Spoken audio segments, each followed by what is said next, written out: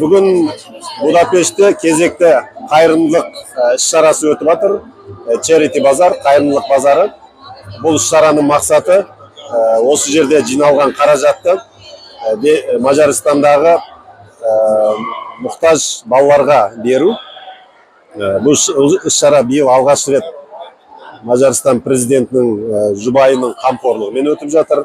Іс-шара осы Будапешттегі елші жұбайларының ұйымының ұйымдастыруымен өтіп жатыр. Жалпы бұл іс-шараға 40-тан астам елшілік қатысып жатыр. Әрине бізде Қазақстан елшілігі ретінде өзіміздің үлесімізді қосуға тырысып жатырмыз.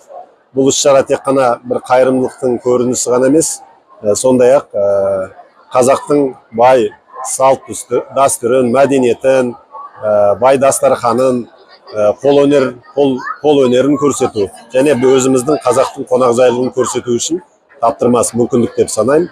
Жалпы қазақтың бойына қайырымдылық туа біткен қасиет. Қазақта айтады ғой, қайырымдылық жасасаң өзіңе қайтады дейді. Бізде асар деген жақсы осындай салт дәстүрлер бар. Бір-бірімізге қайырымдылық жасай отырып, бір-біріміздің қуанышымызды бөлісеміз. Бір-бірімізге көмектесе отырып, ауыртпалығымызды бөлісеміз.